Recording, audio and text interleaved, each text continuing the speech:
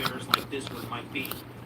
Is that fair to say that you think that they've done a pretty good job, all things considered? Spot on, particularly some of the more advanced French and British generals. And I stand by Haig. I know it makes me unpopular in some places. The thing about Haig was don't think of him as a general, think of him as a chief executive of a massive American corporation. Someone who provides direction, someone who brings things together, someone who enables to make things happen. If you think of him that way, you're getting a much better idea of what he was. He was the commander-in-chief of 5 armies.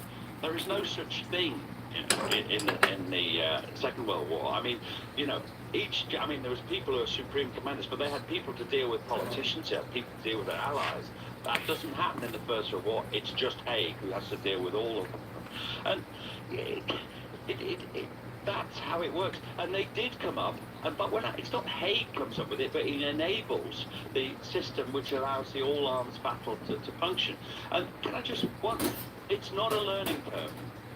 What it is 2 big dippers side by side.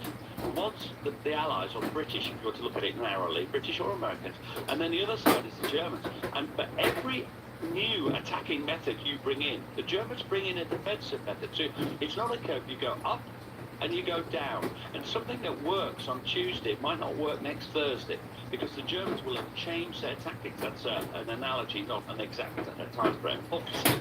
But what I mean is, it's constantly changing. So in 1915, 1 trench line, perhaps 1.5. Then later in that year, there's 3 trench lines.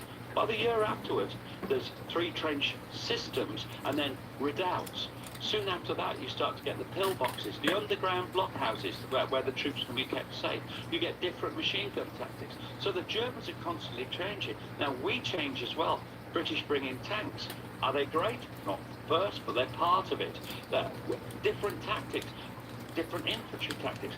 So both sides are changing. And hence, if you think of 2 big dippers, I think you call them something else in America, but, you know, the little railway lines going up and down hills and running side by side. And you find out who's going to win a battle by where you are in relation to the other side. Hence on the Somme, first day of the Somme, 1916, we're very low down there. The Germans have got great trench systems, great weapons of defense, and we're inexperienced. We don't know what we're doing. But all told, by the end of the war, we really have learned, and we're at a very high ebb. We're looking down on the Germans, but it is a complex system. I think Gordon Corrigan, a British historian, once said it wasn't the generals who killed our boys, it was the Germans. And it's the same for your American lads. It's the Germans that did it. And when we try and blame just our generals or just our senior officers or blame our allies, you're not understanding what's happening. We're fighting a very complex war against the best army in the world, one of the biggest armies in the world, the Germans. You wrote in your book that modern warfare was just so damn complicated at every level. So let's talk about that for a minute, because it seems to me, and you know, obviously there were earlier wars where these changes happened, but so slowly that they may not have been important. It seems to me that the First World War is the first one where we get that very modern sort of sense where technology is changing so quickly that it's not that you're going to have to learn the lessons of this war and adapt for the next war. You're going to have to learn the lessons of today's air combat, for example, so that in 6 months you have the newest discovery, or the other side's going to shoot your people out of the air. Now, in the Second World War, you saw this dynamic going on all the time. What's the latest tank? What's the latest version of the airplane? But in the First World War, it seems like that's the first time that needing to learn on the fly and adapt during the conflict becomes, well, a war-winning or a war-losing potentially thing. Absolutely, and it's so quick. I mean, the aircraft that before the Battle of the Somme, the aircraft that won control of the air over the Somme were British, and there were things like the DH-2, the FE-2B, the SOC with 1.5 structure. My God, there were names to conjure with that. Camels. That's 17. That's later. But they took control. They were outclassed totally by the Albatross just 3 months later. 3 months. Now, people like me still think that the Hawker Harriers are decent aircraft. That's 1950s technology. that flew in the 60s, 70s, and 80s, and has been outdated now for the best part of 10 years. Then it was months, just months, and you could be flying an aircraft that was great, and now is useless. In fact, it's a death trap when you meet something better. And I find, and I think that there is warfare is a catalyst for change. You get generals or people like generals who define a need, and then you get scientists who do the thinking, who work out the theory of how to meet the need, and then you have you have the practical men. Now they're engineers, they're practical soldiers, and they work out how to actually do it. You know, how to fix that camera to an aeroplane. You know, how to, somebody else works out the focal lengths and everything else, but someone has to work it out. You get the theory of a synchronization machine, so you can shoot through the propeller, or not through the propeller, if you see what I mean. But the theory is very well and good, but you need practical men to make it work. And warfare drives along technological change, a bit like in the 60s, if I might suggest, although it's not my subject, a bit like the space race did the same. Driving along technological change because someone's defined a very real need. Well, and then to bow tie this with what we just talked about, and then somebody from the military hierarchy has to figure out how it all fits together operationally. And if you're the CEO, like you said, and a guy like Douglas Haig, you have to remember that it's a guy who has to factor in all this, what we would call today, high-tech stuff, who's a cavalry officer born in the mid-19th century. Texas was waiting and wondering and worrying. Now Texas, captured with a TurboTax expert who does everything for you. Do your taxes in a day, so you can get up to $4,000 instantly. Now this is taxes. Enter it TurboTax.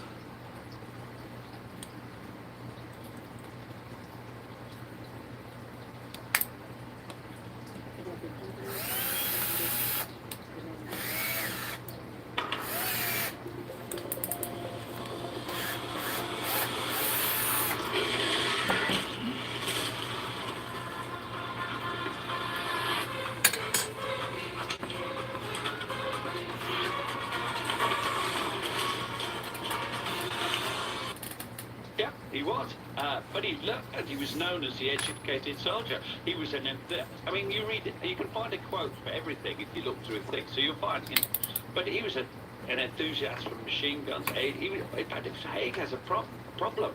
He's often too keen on new weapons. He doesn't realise. Well, not that he doesn't realise, but sometimes he doesn't appreciate that you have to bed them in.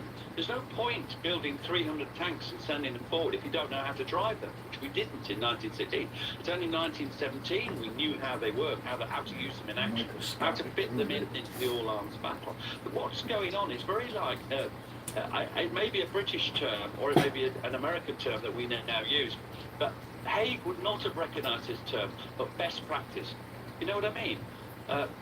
All the time the British Army is engaged in something called best practice. They wouldn't know what that meant, but they look at a battle, what worked, what didn't. Best practice they then disseminate in a series of pamphlets called the SS, unfortunately, our perspective, but SS pamphlets.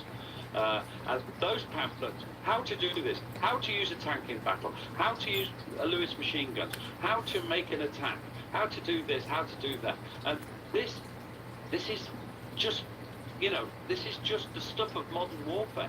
And it takes staff officers, it takes generals, and it takes someone like Haig at the top to coordinate it. He's not a genius, he's not Napoleon, he's probably not even Wellington. But what he is a driven individual whose mind, for one reason or another, is the perfect staff officer mind, a combination of detail, drive, and the guts to set a direction. A direction which is painful to many of the men who serve for it.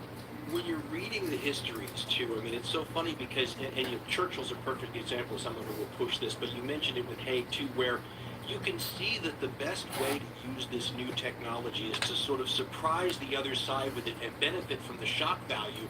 But as you just pointed out, The problem is that you don't know how to use it until you've used it a few times, and then by then, of course, the Germans have started responding with countermeasures and whatnot. I mean, remember, was it Churchill talked about using the tanks when they first appeared in little pinpricks as opposed to some giant battle where 1,000 of them overwhelmed the front. But as you pointed out, if that was the first time you ever really employed them, would it have been effective at all? I'd like to take, yes, that's a great example, because the 15th of September is the first tank attack. Three-quarters of them broke. I'm rubbish at statistics. I'm not that kind of historian. Let's just take the broad brush. Three-quarters of them, or two-thirds of them, broke down and never got to the front. They'd left gaps in the barrage, the creeping barrage, which run forward in front of the infantry, for the tanks. When they weren't there, the infantry didn't have any artillery support in front of them. They got lost. They had at the back wheels, because they thought they needed wheels at the back to steer them.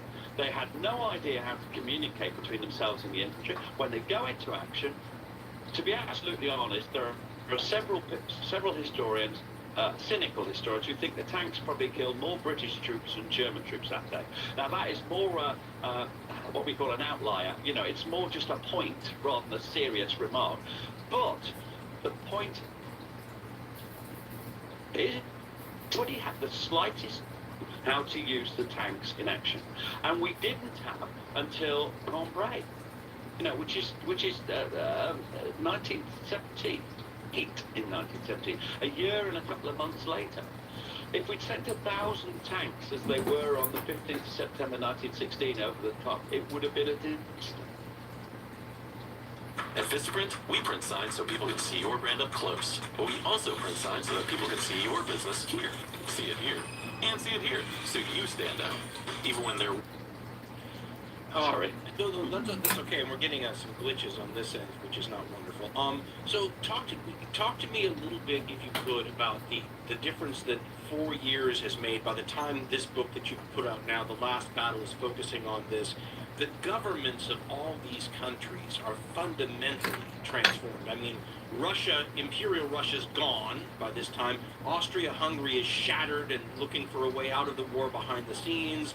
You know, France has endured some serious troop morale problems in the not-too-distant past, and, you know, that's traditionally like the finest army in the world, and Britain has gone from the greatest creditor nation to one that is transferring their debt to New York now. What's the difference between the armies of 1914 and the governments that support them versus these armies of early 1918 and the governments that support and direct them? Well, the 1914 armies would have been recognisable by Napoleon. The tactics, the way they were used, would have been recognisable from Napoleon from 100 years before. They got modern weapons, but they had no idea how to use them. The governments were old-fashioned governments. I mean, I know Britain best, but so I'll use him as an example. Lloyd George is very, very different from Asquith, who led the government. Asquith is not particularly competent. He's a polite old gentleman, drinks far too much, spiffy Asquith. Lloyd George has many, many faults. In fact, I need a few more minis to really encompass his many faults. But he is driven, and you don't have to hate Lloyd George just because you like hay. They were chalk and cheese, but they both did their bit. Lloyd George was a classic war leader. He provided civilian direction. His idea of what to do with soldiers was madness, and he did not help the direction of the war on a strategic level. But on a sort of global level, he provided the drive. But Britain was running out of money, it was running out of resources, it was running out of troops, and it was running out of time. The war had to be finished in 18, and that's one thing that Haig realised. He was desperate to finish the war, not to give the Germans another, chance to dig another set of trench lines, shortened perhaps, say from Mers. That's what they really, Haig and Foch both did that. They had to get the war finished. France, at least had a revolution. We know there wasn't a revolution in France. We know there wasn't one in Britain, but there could have been.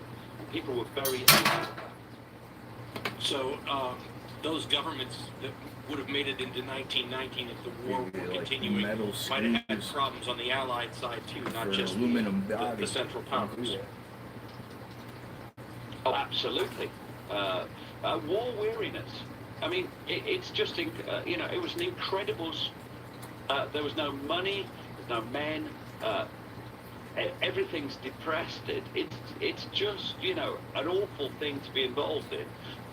And countries were struggling, and we needed Lloyd George to provide the leadership at the centre and the determination to fight on to make sure that to be beaten. I mean, it's so easy just to give up, to just say, well, we'll come to some compromise. But leaders like Lloyd George would not accept that. I think that's everything. I mean, is there something about the new book that I didn't ask you about that is worth pointing out? I mean, I'm with you. I find it not just fascinating, but it's a little like discovering that a band, and you thought you'd heard every song from them, had a whole bunch of songs you didn't know about, and they're bigger and more interesting than you ever knew. Other than not being able to pronounce all of the battlefields in that wonderful last push in France, what about that last book that we not talked about that you think is especially compelling? I'll tell you what, the thing for me is it's an emotional response, which I think you'll appreciate. It's it's the essence of the book. If you've been fighting for 4 years, say you're a soldier in those trenches, you've been fighting for 4 years, and just as start to think it's coming to an end, and then you have to go forward, you have to go into the attack. And not everybody do what you recognise from the Second World War, it's called shell hole dropping. You can't all drop out. You can't all fall back, keep behind. You just have to keep going with your mates. And the temptation to shirk in those final attacks in the final days must have been enormous. But somehow most found from somewhere the inner resolve, which people like me just can't really grasp or understand because it's beyond our experience, to finish the job. And it was the worst of all for that, and I'm not just saying this because you're American, the worst for all was that Pershing forced the final attacks on the night of the 10th, 11th, and even the morning of the 11th. And the Americans had nearly 3,000 casualties. I'm rubbish on that final 24 hours. And just imagine what was going through their heads when they were told. I mean, the Marines were told they had to cross the Meuse, a 100-foot wide river. Why is filing your taxes with Pre-Tax USA different? Well, for starters, our premium federal tax returns are free for everyone, no matter what. With a free offer like this, people often ask, so how do you make money? While our federal return is always free, we make money from our optional paid services, like our state tax return, which is less than $20. Next, you may be asking, is Pre-Tax USA safe? Yes, we always keep your information encrypted, private, and secure. As an authorized e-file provider, we've securely filed over 60 million tax returns directly with the IRS. Finally, you need to be sure, will my taxes be done right? We guarantee it. All of our calculations are guaranteed accurate. We also guarantee you'll get your biggest possible refund. Trying something different this year could save you $100 or more on your tax filing. Making the switch is... Germans with machine guns on the other side. What went through their heads? And that's the last thing I'd like to say about it. Just put yourself there and think about it. That's why I like your book so much, because you do such a great job of giving me the chance to do that. Listen, we'll try to sell you a few books this time. I hope you'll come on the next time you have one, and I hope you'll write a bunch more. Thank you very much. I'd love to. I've really enjoyed it. Thank you very much. I've had a great time, too. Like I said, meeting heroes. Take care, and thank you so much. Thank you. Ta. So again, my apologies for the digital glitches there. I will try to figure out a better method. I do want to encourage you, if you are a fan or interested in the First World War, to get Mr. Hart's books. The Great War is absolutely a classic. Is one on the naval battle of Jutland in 1916. Follows the same pattern with his context punctuated by oral historian quotes. It works so well. He wrote one on Passchendaele, which is, as you know, probably awful, muddy, horrible, bloody, symbolic of the whole war at that stage. And then the new book, of course, The Last Battle, which focuses on the less well-known But Murder's time period in the war, the phase of the First World War where everyone got out of the trenches and started moving again, began to take the kind of casualties that reminded them why they first dug into the ground in the first place. Now, as an addendum, a couple of things worth noting. First of all, at the very end of the conversation with Mr. Hart, he was talking about Pershing, and he was saying things like, on the 10th, even on the 11th, he was launching these offensives. Just a little explanation. The 10th and the 11th are the November 10th and November 11th, 1918, the day before and the day of the end of the war, the armistice taking effect. Everybody knew that, at this hour, on this day, we're going to stop shooting. So everybody knew, the war ends tomorrow, or the war ends today. So how much does it bother you as a soldier in the trenches, well, maybe not even in the trenches at that point, leaning up against a broken down old French brick house in a ruined French building behind a tank as you're prepared to move forward to find out that your general wants to launch an offensive that's going to cost a lot of your lives in the last 24 hours of the war or something? So that's what he was talking about. You might think in your head of reasons why a general might want to do something like that. Play with your own motivations for a minute. Now, the other thing I wanted to quote was we had mentioned that in the beginning of his famous series on the Second World War, you can't even call it a history, you should call it almost like a personal account from a participant. But Churchill's history of the Second World War has a wonderful start to it, where he kind of talks about, he sort of picks up at the end of the First World War, which when you think about it is not a bad way to write the histories, and he talks about the war ending when it did, and what was going to happen if it didn't. Right? What the plan was for 1919. Of course, the war ends in 1918, right? But Churchill says if 1919 happened, they was going to unleash terrors, unlike any the world had ever seen. Churchill writes, quote, "But all that happened in the 4 years of the Great War was only a prelude to what was preparing for the 5th year. The campaign of the year 1919 would have witnessed an immense accession to the powers of destruction. Had the Germans retained the morale to make good their retreat to the Rhine, they would have been assaulted in the summer of 1919 with forces and by methods incomparably more prodigious than any yet employed. Thousands of airplanes would have shattered their cities. Scores of thousands of cannon would have blasted the front.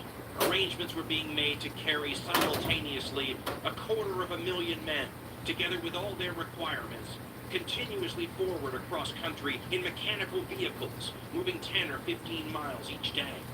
Poison gases of incredible malignity, against which only a secret mask, which the Germans could not obtain in time, was proof, would have stifled all resistance and paralyzed all life on the hostile front subjected to attack.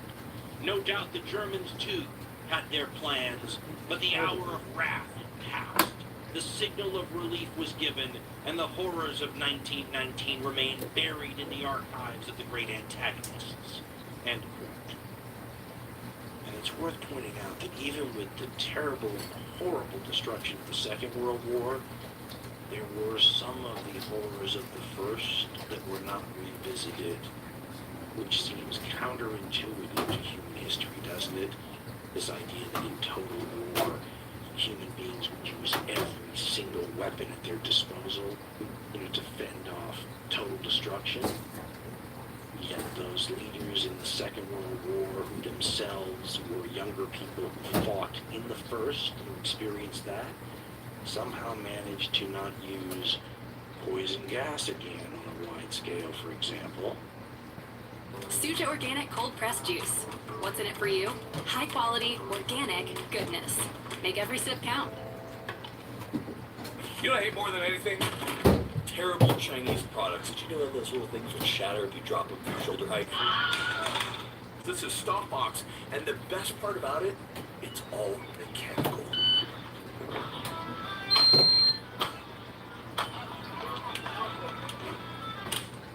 I don't need a Stop Box. I just need to teach my kids gun safety. How are you going to teach them one or two? Or what if I have my friends over and I don't have enough time to teach them kids? Okay, bud. I would never lock up my gun. If I need my gun, every second counts. Where are you going to put it now? I keep it in my drawer. Nothing is faster to access than a stop box. It's even faster than your drawer. Let's do a test. Intruder! Intruder! But if it's so easy, then anybody can get it. Well, no, not really. You have to know your code and understand how it works. And trust me, it's not as easy as it looks.